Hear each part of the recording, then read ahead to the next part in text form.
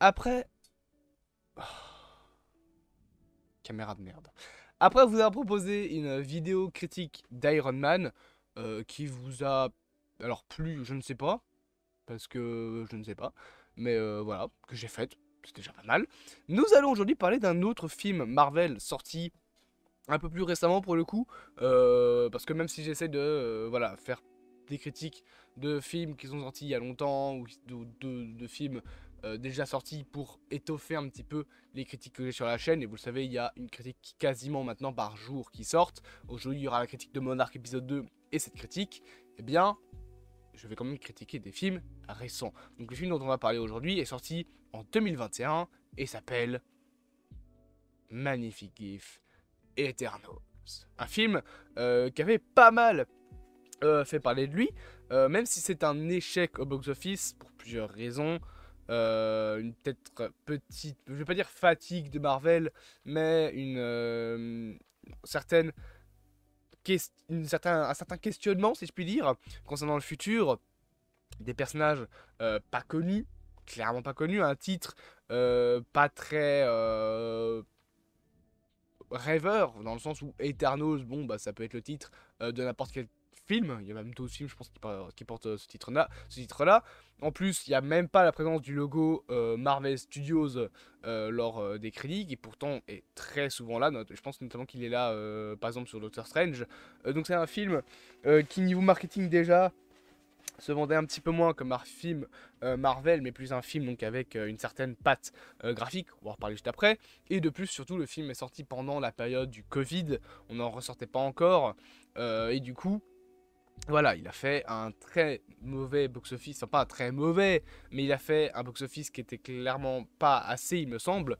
Si on peut regarder, on va aller sur Box Office Mojo, vous connaissez le site qui permet donc de regarder les box office. Si je mets Eternals, voilà, je mets petit Eternals, donc sorti en 2021, je vais vous dire les titres. Le film est sorti donc bien évidemment en 2021. J'ai pas le budget qui est marqué, mais il a ramené 402 millions de dollars au total. Et alors attendez, pour un budget de 236 millions hors marketing. C'est pas assez. Au cinéma, c'est pas assez. Je vois que j'ai un retard de caméra. Attendez, c'est que ça commence sérieusement à me casser les couilles. Depuis ce matin, ça va pas du tout ma caméra. C'est pas le jour pour me casser les couilles.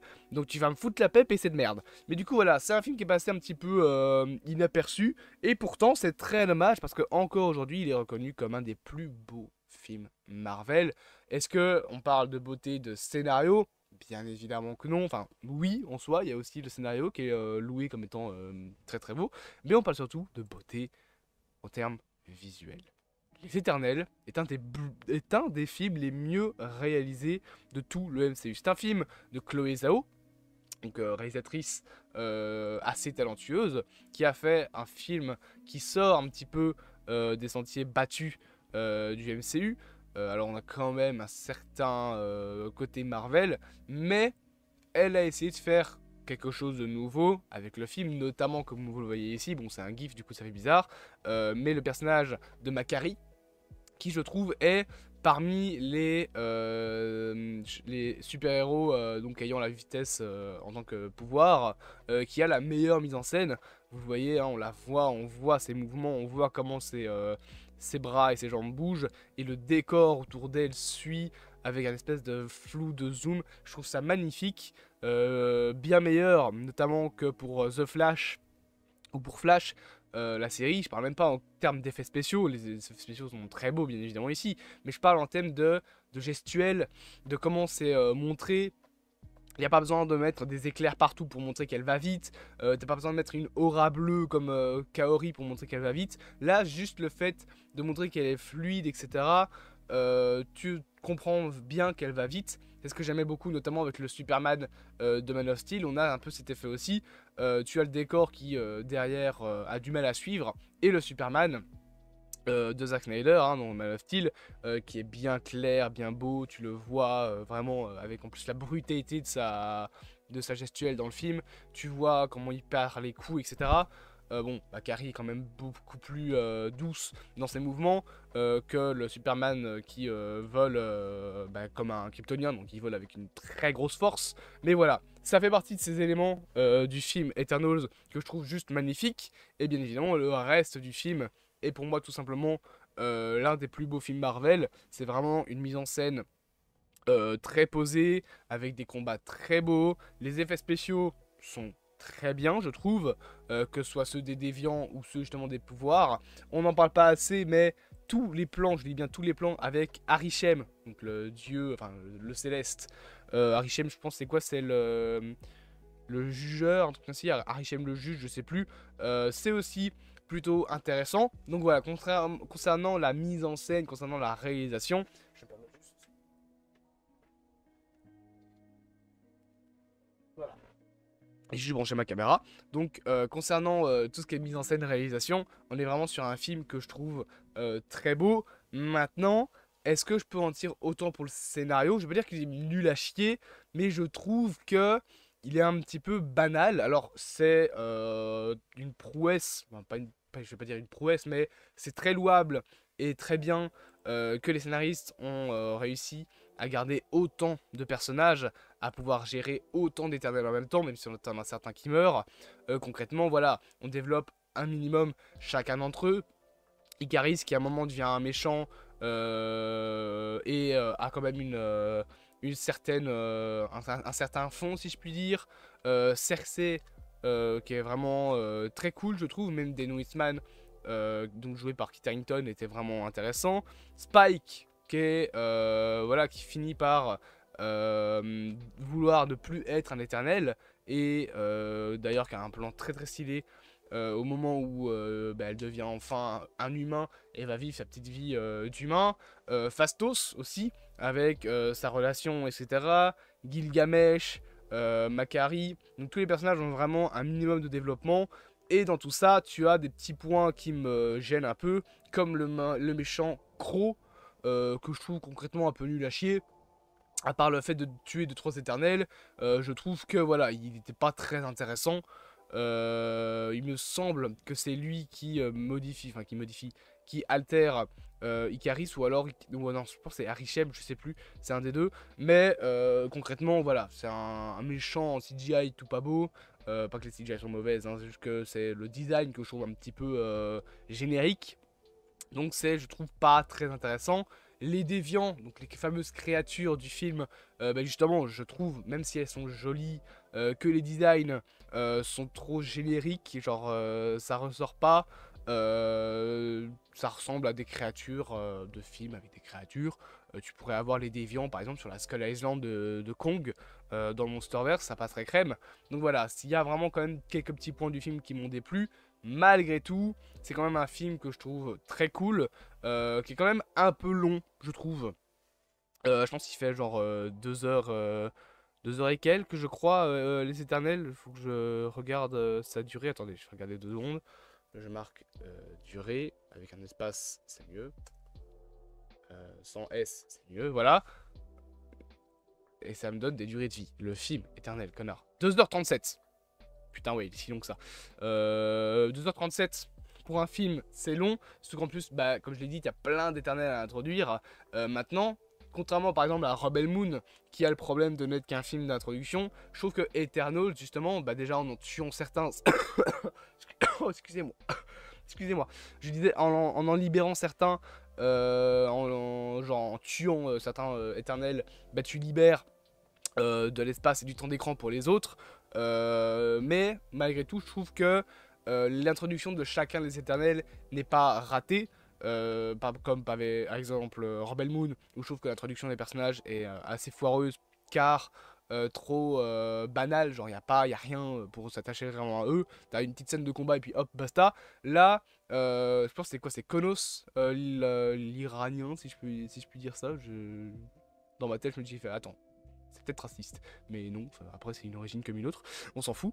Mais donc Konos qui est une star de cinéma, putain d'ailleurs l'acteur je le connais, mais j'ai plus son nom, a une introduction que je trouve vraiment cool. Circe avec sa relation, pas sa relation, sa relation avec du coup Dane Whitman, avec son ancienne relation avec Icaris, avec Spike, avec sa classe, parce qu'elle est prof. Je trouve ça vraiment très cool. Donc le film est quand même beau, le film est quand même intéressant, mais je trouve que malheureusement il n'est pas parfait. Alors il reste quand même dans la moyenne très haute du MCU. Je pense qu'il est peut-être pas dans mon top 10, enfin bien que, tu vas me dire, il n'y a pas 40 films dans le MCU non plus, enfin bien que, il y en a 35, donc c'est quand même pas mal.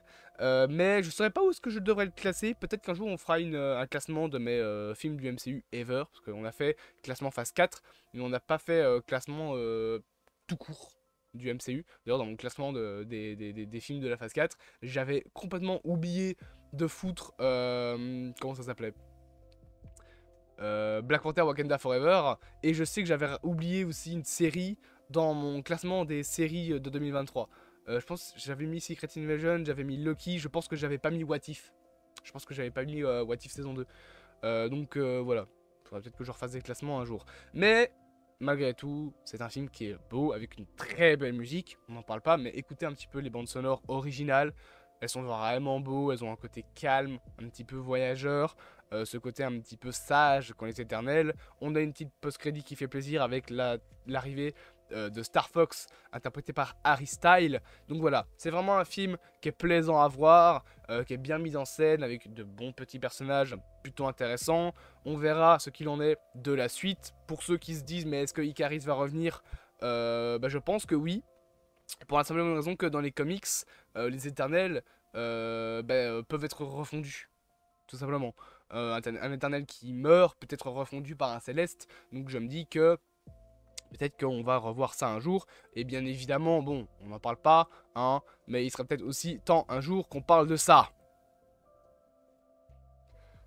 Messieurs, Kevin Feige et Louis Desposito. J'allais dire Louis D'Aventura, mais non, c'est pas le même. Qu'est-ce qu'on en fait de Tiamat? Et ma caméra a coupé. Non, parce qu'actuellement dans le MCU, il y a une créature dans l'océan Pacifique. Gigantesque. Et morte. Je décolle, bien évidemment, comme je l'ai expliqué dans ma vidéo. Je pense que dans un contexte où tu vis dans le monde du MCU, bon, un monstre géant qui sort de l'eau, honnêtement, c'est le dernier de tes problèmes quand t'en as un autre qui a snappé la moitié de l'univers. Je pense. Voilà. Je sais pas ce que vous en pensez, mais voilà. Et ma caméra qui bug au moment où je vais arrêter ma vidéo. Je vous jure que c'est la merde aujourd'hui. Alors, je vais faire ma fin.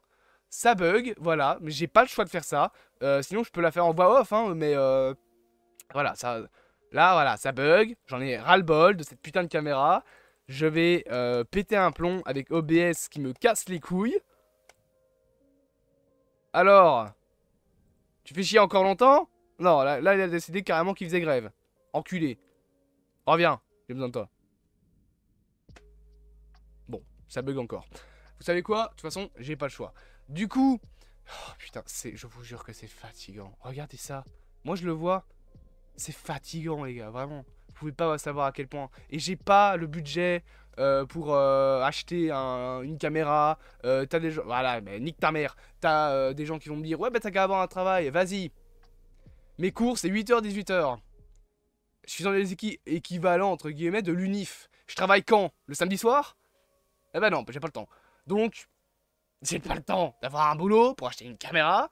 Et je fais comment? Eh ben je fonctionne avec du mauvais matériel de merde. Je passe pour un con parce que mon logiciel bug comme si j'étais en 2008. Regardez ça. Ça là, c'est pas normal. Ah! Je vous jure que dans 10 ans, ce sera plus comme ça. Regardez! C'est horrible! C'est juste horrible.